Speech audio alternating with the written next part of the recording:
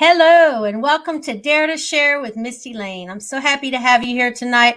My apologies.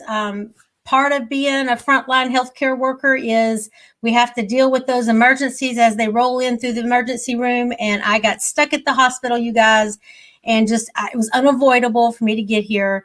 I don't want to waste any time because my guest is also a friend of mine. And he's got a lot that he's going to share. He's going to teach us a lot. We're going to have a lot of awareness and awakening into the world of autism. And so I don't want to spend a lot of time apologizing. I'm just going to say, here we are now. I hope you're joining us. Please feel free to leave comments. Christopher Kaysen is an amazing, authentic, dynamic young man that everyone has fallen in love with. And he would love questions. He would love feedback. So if you're watching live, please feel free to put in the comments where you're watching from, and welcome Christopher to the Dare to Share show. All right, Christopher, I'm going to go ahead and bring you in, my friend. We're going to skip everything and go straight to you. Boom. Hey, Chris. Hey. Yay. I know. I hope I haven't made you nervous because I know I'm just kind of flying through this, but you're a pro. You have your own podcast.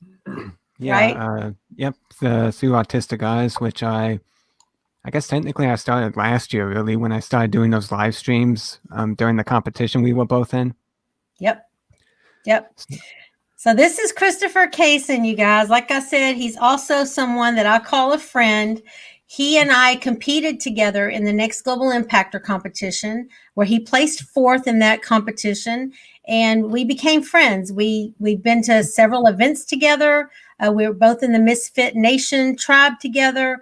We support a lot of the same causes. We support each other continually. So I'm really honored and really happy to have him here tonight. He's gonna talk to us a lot about some of his challenges and struggles of being autistic, and how society just doesn't. I think it's a lack of education. It's a lack of awareness. And that's why I like to have this show, so that we can learn from each other. Chris, I know you've watched my show many times, and I appreciate your support. So from the top of the show, I always start out by giving you 2 minutes to just kind of brag about yourself, tell us what you got going on, your most proud moments in your life. And then after that, we're going to start probing into some of your challenges and your adversity, okay? So I'm going to give it to you now. You got 2 minutes, buddy. Go for it. Oh, gosh, I'm already nervous.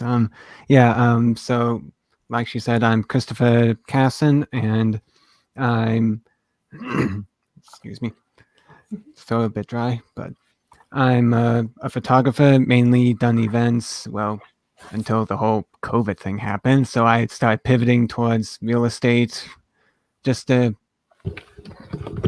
learning experience for me there. And I've also done some art lately, and again, recently a podcaster, and also I happen to be on the autistic spectrum. So specifically, I have Asperger's syndrome, which I believe a previous guest on your show also had, Tucker Bearden. By the way, watch that episode after this one. And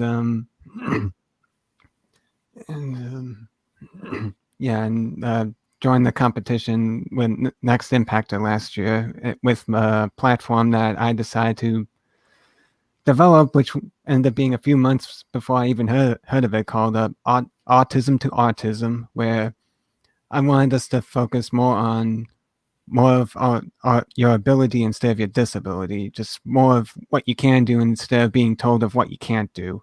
I love that. And to not only bring more better awareness for what autistic adults face, since unfortunately support tends to drop like a rock after 18 and leaving high school. So what drops like a rock? Did you say support?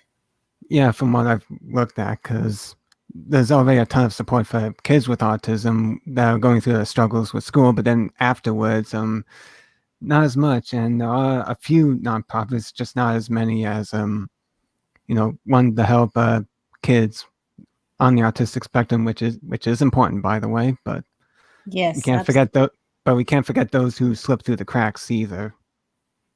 Right. Well, so what would you say, Chris, your most proudest moment is in your life to date?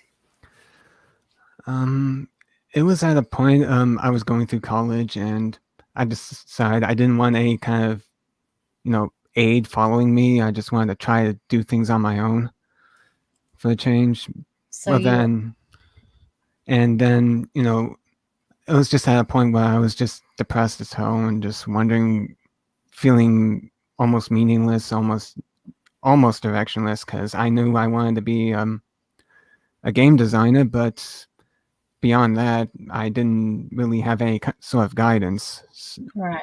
towards any of that, towards socializing, which was really difficult as well, since I tend to sit alone at the cafeteria along with everyone else during those lunch breaks in between courses. And I ended up hearing a group of students that were in the same class as me talking about creating a video game, teaming up. And for the longest time, I just kept thinking that autism was always going to hold me back, and just and then eventually, I'm still not sure how. I've just got this push of just, you know what, now, and this is now or never. You either just go for it, or you could continue in self pity and you know just save yourself.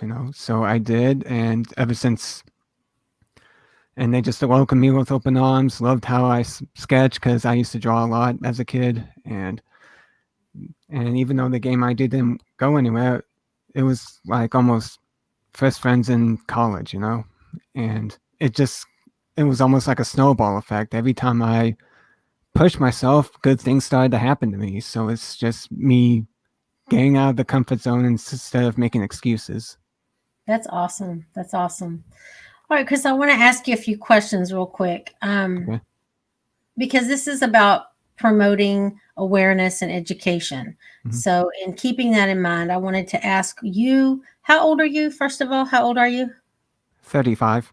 35. Okay. So, growing up, did you grow up in the Chicago public school system? No, I actually grew up and still currently live in the Northwest Indiana area. So Okay. But you were in the public school system there? yeah, I was in the public school system there. Okay. So, how were your teachers? Were your teachers educated about Asperger's and autism? And if they were, how did they treat you? And if they weren't, how did they treat you? Um, and that's the thing, because after I left high school, I just wanted to forget everything. So it's almost like me trying to bring back the pieces together that's still ongoing. But Right. um, kind of a mixed bag, because I can't remember if I was the first autistic student ever been there or not. So Oh, it's just the growing up in elementary, they did have the special ed teacher there, which worked along with my mom, read the same books as her, which she went with Temple Grandin, and big advocate, yeah. and just tried her best to understand me and just work along with me, such as at times where I may seem a bit ruly, whatever, for whatever reason I can't remember, but just lay my head down and almost act like a reset button, kind of like on a computer, just resetting my mind. And she did her best to work along with me. And I recall kind of the same similar feeling with some in more of the arts, like music and art class. And for a lot of the other ones, I just, again, it was more sticking with the special ed classes for some other subjects, but eventually, What, man, I'm trying to remember. I'm sorry. okay. Were you encouraged? Let me ask it this way. So, in the public school system growing up, were you encouraged by your teachers and the coaches and the music teachers and art teachers? Were you encouraged to participate? Were you encouraged to step out of the box and push yourself? Or did they kind of tuck you away in a class and in a corner somewhere and not deal with it? Well, with the art and music class, because I was in choir actually for a short while, they did try to work with me, like you said, but with the others, they just treated me like any other student and just kind of shoved, I guess, shoved back. But I did remember having a teacher's aide with me at all times. So to kind of help you out. Yeah. So what was it like as far as, I know you said when you got into your special class that you kind of stuck with your group of kids. And we all do that. I was a band geek growing up. I was always Mm. in the band, played the clarinet, saxophone. I was a twirler. And we just stuck to our own. You know, band kids stuck to band kids. I know football players generally stick with football players. We kind of find our little niche and we stick with it. So that's pretty typical. But aside of that special group that you were in, that Mm. you formed friends with, how did your peers treat you? Because you obviously acted, a little different. Yeah. And back then, it we didn't have as much awareness as we have today, and today still isn't even enough. But Mm. how did your peers treat you? Well, of course, it's kind of course, obvious, easy target for bullying, so that happened at times, such as the example I mentioned last year where one on the bus decided to just grab my arm so tight that his nails just dig into my arm and I started bleeding before I got off the bus. And also, um, I mainly sat alone at school, and other times, with the cafeteria, the only place I could go was like with my sister and her friends. And I ended up finding out later from a group of people that if they had known about that, they would have let me sit with them because we were all in those separate round tables that didn't leave much room to really commingle. It almost like forced us into these different cliques, I Clicks, guess yeah. I'd say. Yeah. And Hmm. I kind of ran into some problems with more of the higher up in the faculty that weren't exactly as understanding supportive because, having a hard time understanding social cues and all that, which got me into trouble. And I just vaguely recall one time where it got to the point where my parents were talking to a lawyer to sue the school because of some action they did. So, but I can't remember what it was. They were disciplining you. Something like that, yeah. As if you were aware. And with Asperger's, like you said, you sometimes you don't pick up on those social clues. Mm-hmm. And I, maybe I'm not correct. Correct me if I'm wrong here, but I have a cousin that also has Asperger's syndrome, and I know growing up with him, how he acted and reacted, extremely intelligent, just off the chart genius level, with lots and lots of abilities, like you said. But he was missing a filter. Yeah. For instance, if you would say something to him, and of course, he's way younger than me, but I wasn't near as intelligent as he was because he was just super intelligent. He would almost like talk ugly to me because, like, you're just stupid. You don't know. And I didn't know, but it didn't mean I was stupid. I just, so he was Mm. missing that filter that would tell him to be nice, I guess, is what you say. Mm. Is that correct? Is that kind of how it is? Yeah, it can be. It's it's well, they do call it a spectrum for a reason, because it could be, I'm imagining your first thought was like a strip of different colors, that when it's more like a color wheel, which some having this trait a bit more, some not having that trait as much, and it's just it's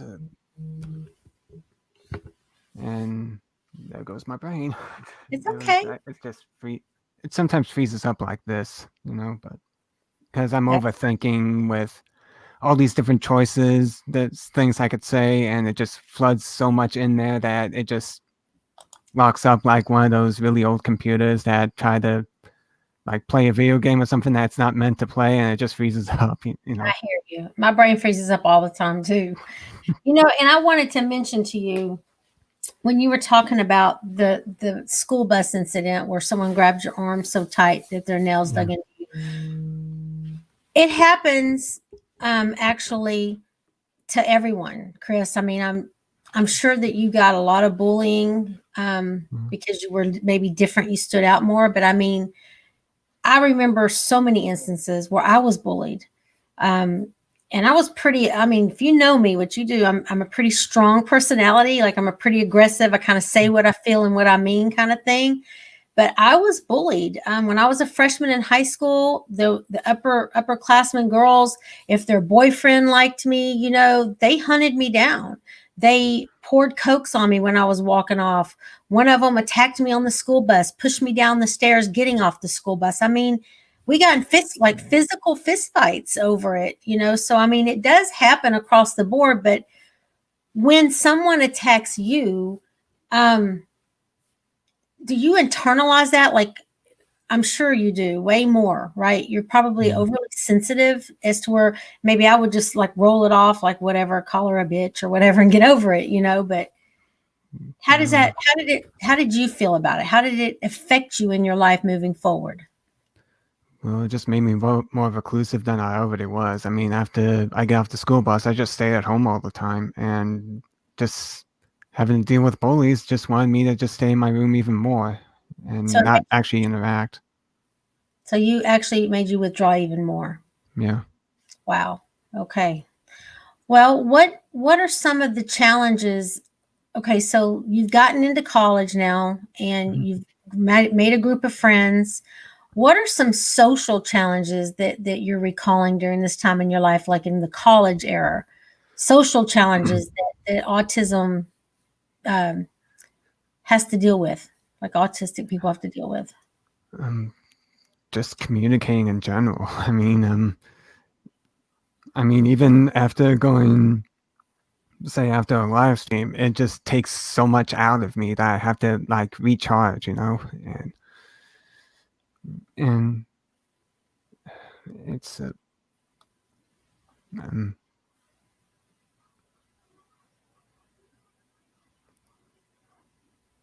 there we go again. Sorry. Look, Yeah. it's no biggie. Just take a deep breath, Chris. Take a deep breath. Yeah. It's all good, friend. It's all good. Mm, So we were just talking about college time yeah. and some of your social pressures that you were having to go through. Like, did you have a hard time applying for jobs? Were you able to get jobs? Well, I attempted a few times because my sister kept encouraging it because you have to get experience, but Right. um, it's just, I guess you could say, difficult because it just felt like the whole thing was more in favor to neurotypicals instead of like people that are dis- uh, I don't want to say disabled because it's more like able for me, but You but that have challenges. yeah, and I remember one interview where I was, if you think I'm nervous now, I was like literally shaking because I was really nervous, and then I'm always on. I've just been honest, like I am on the autistic spectrum, and he's like, okay, okay, and then I didn't know if he was just trying to comfort me at all, or if he thought I was just a ticking time bomb waiting to explode into a meltdown because Yeah. that whole stereotype. Right. Wow. So, So is that kind of how you got into photography? Because it was like a one man show kind of thing, and you well, didn't funny really. story about that. It was right after graduating, and a friend of mine from one of those college courses, because he was going for computer graphics design like I was with animation, with kind of like Pixar, and yep, there I am. There you are. So, and he actually owned a wedding photography studio, so he had a graphic design internship, and it just felt like once again it was just now or never, just go for it or continue sullying and self-pity. So I did, and the way he interviewed me was a lot more different than the others because usually they just ask a bunch of questions on a sheet. While with him, he actually gave me a project to try out just to see how I handle it, and he loved it, and I got hired then. And it was also around the time that I just started cycling around since I have just gone through like 5 surgeries in 2 years during college due to a pilonidal cyst and Oh, couldn't move for the longest time. So I was just, again, another thing with pushing myself to just cycle further and further till I was going like somewhere over 30 miles in a day. My phone kept freezing, so I have no idea the exact length, and I just started taking photos with my phone because I was in the middle of, doing my best to, create my own game, even though I'm horrible at coding, and it just stuck with me. And I asked them, you know, what do you think about it? And he said to just go for it. And I first started with turning in like 2 mobile like photos to this landscape photography magazine, and both of them ended up getting published in it, like the mobile photo for the month. And I just got my camera and just started taking photos while cycling, and eventually established my business today. So it started off with, you know, taking photos of landscape and nature just to kind of show, what people are missing when they're stuck in their heads just driving by and just missing all this natural beauty that we just tend to not notice and just think, I'm too busy worrying about what's going to happen at work today and all this other stuff. So, and eventually evolve into event photography. And because I started, doing photos for events such as the Co-op Network event that Jeff Levin hosts. He was one of the co-producers of The Next Impactor. That's how I found out about the competition, through him. And another reason that I joined that business networking event was also I just wanted to figure out how to become an entrepreneur, because I went with the attitude of, okay, if no one's going to hire me, I'll just create my own freaking job. That's good. Yeah. And I just wanted to figure out how to be great at entrepreneurship so I could teach other people like myself how to do it as well, because there is a huge problem with being unemployed even before COVID hit. I think it was like, that was the dog. I'm, I'm trying to remember the percentage number, because I also looked more into this during the Next Impact. I think it's like 70% unemployed or something like that. And it's just, Wow. and then more recently I found an article. I believe there was a study in the UK or somewhere in Europe, but the average lifespan for someone on the autistic spectrum was in their 50s, and the number one reason for death was suicide. Suicide and depression. Yeah. Yeah. And I imagine part of it is just not being able to be independent, not feeling their self-worth, that in some ways I'm still working on today, but it's a huge improvement from before. So Well, that's kind of how. you show so much strength and perseverance, Christopher. And I think that you are such a voice for autism. I mean, you just like you said, you just went out and created your own job. And I think that more people on the autistic spectrum need to see more of that, fighting Yeah. back and just not taking, whatever it is. So I'm really happy and proud of you for that. And, I was coaching with Lauren Michaels Harris at the time that the Next Impactor whole thing evolved. And I'll never forget the day you posted your video. And I was also a competitor. And Lauren said, "You've got to see this Christopher Cason's video. He's like, he's gonna win." And I'm like, "Well, thanks, coach. Thanks a lot, And he just kept referring back to you because your video was so authentic. Oh man, Authentic. Yeah, see, my brain freezes too, Chris. It was so authentic, and you were just so real and down to earth and humble, just so humble. And I just will never forget that day. And it just, Lauren's eyes and his heart and all of us just fell so in love with you. And I've watched you evolve and grow so much over this last year and a half. It's amazing where you are today. I still have a lot of room to grow, since I've been reminding myself lately that I'm just a work in progress. We all are, Chris. And here's your Through Autistic Eyes podcast. I'm so proud of you for starting that. Do a beautiful job with your podcasting. I don't have any of your artwork to show, but I know through the Chemo Buddies, we've seen plenty of it go through there, and it's gorgeous, beautiful work. Thank you. I do want to ask you this. For someone that may be watching that has a friend or a sibling or that themselves is autistic to one level or another, what advice can you give them if they are having trouble with that, tending to want to be withdrawn and recluse and stay away from everyone because of the bullying or feeling outcast? What gives you the energy and the courage to get up every day and face all of that? What advice can you give them to do that? Well, part of that was something that my mother looked up with Temple Grandin's book, since she's an autism advocate, and she's also on the has Asperger's like myself, and with everything she dealt with growing up, and her advice was always to keep pushing them out of their comfort zone, just little by little, because unfortunately,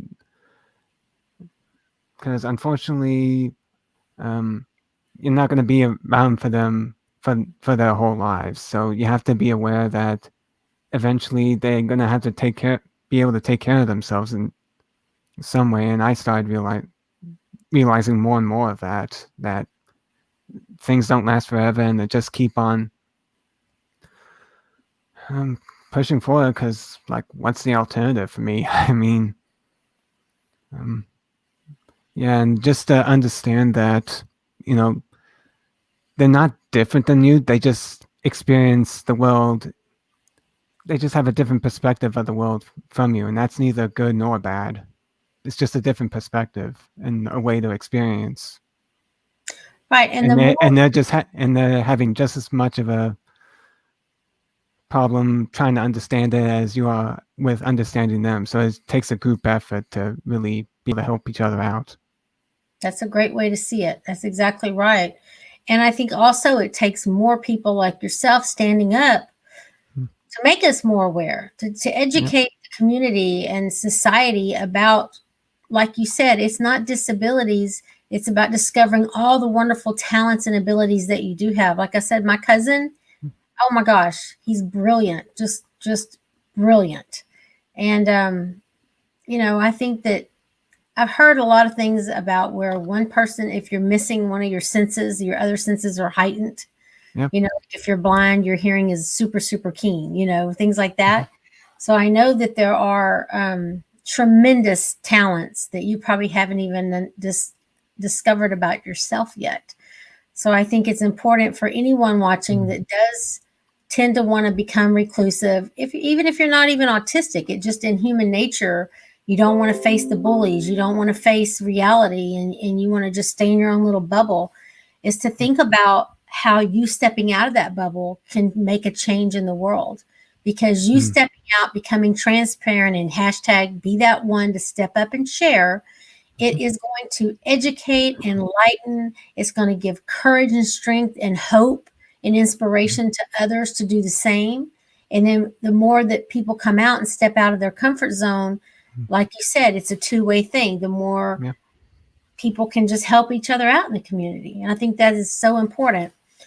Also, I think another important aspect of it is to give back. And that's one of the things I say helped me a lot, was realizing it's not about me, but who can I go help today?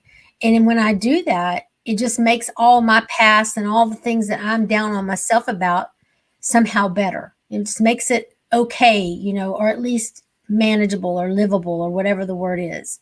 Yeah, so, just make that ripple effect that just goes on forever. Yeah.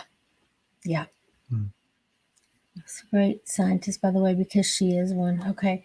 Robert was just talking about some different stories in his life. He said that his highest aspiration is to always be a work in progress. Yeah, and the thing to remember is we're all a work in progress, whether you're on the autistic spectrum or not. So. Yep. Chris, you're an inspiration to us all. You continue to learn, to read, and are a wealth of knowledge. I'm very proud of you. That's from Sherry McQueen. Thank you.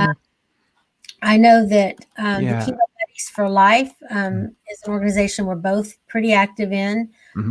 You're more active than me. I've just got a lot on my plate, but I'm there at heart always. But I know that that community adores and loves you as well, and all the great things you do. Yeah, I I actually have one more story if I could squeeze that in. But absolutely, another thing to get out of the comfort zone is, look at what their interests are. Because for me, what got me a little bit interacting more was, the whole Pokemon craze in the 90s that happened. Well, I got suckered into that and got into card games. And instead of like restricting it for any reason, they were in full support because it just got me going in the local competitions with the card game and interacting more. So you just have to find something that gets them out of that bubble a little bit and just inch by inch. yeah, yeah, that's good. It's good advice. Thank you for that. Mhm. All right, Christopher, I need to ask you kind of a tough question. This is called the Dare to Share with Misty Lane show because I really want to push people to face their own realities, to face their own truth, because I believe part of our healing process is taking accountability and understanding our pain. So on the Dare to Share show, I always ask my guests to think about a vulnerable time in their life. Um, Really tap into your emotions and become transparent with the audience and think about that vulnerable time in your life that might have been a pivotal point that changed something for you.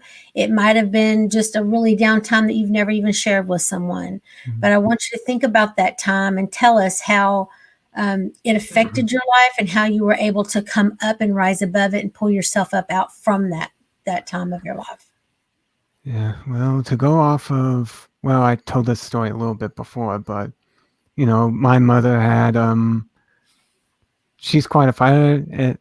So I guess I get a little bit of that from her because she spent most of her life with post polio and scoliosis, and even had me and my sister born, even though she was in that condition. So the doctors were expecting her to pass away when I was in elementary, but of course she's quite the fighter, like I said. So right up into high school, and that was a tough point in life because she was kind of degrading to the point where she had an oxygen tank attached to her. And it was around the time that I decided to try to get out of my comfort zone by, okay, I'll do it like this solo for this special choir thing. Just a big first for me. And I started getting cold feet, and I just kept praying for whatever way that I could get out of this, because trouble speaking, I don't know. And unfortunately that prayer was answered with her turning to the worst, and she ended up passing away. And her funeral was at the time that I would have done that solo, and kind of felt like it was my fault, in a way. And just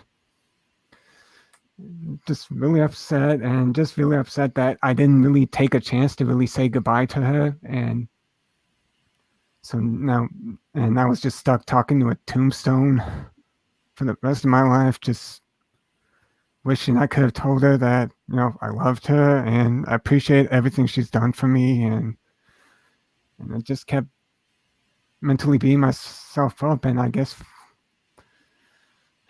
and, a couple days after the funeral, actually, I haven't actually told this, but, I was laying down really upset, like I was with, like the previous podcast I was, where I went into it and just lying on my side, and it just felt like some sort of hand rubbing on my back. And I just turned around, and there was just no one there. And I guess thinking back, it might have been my mother saying, "Hey, it's okay.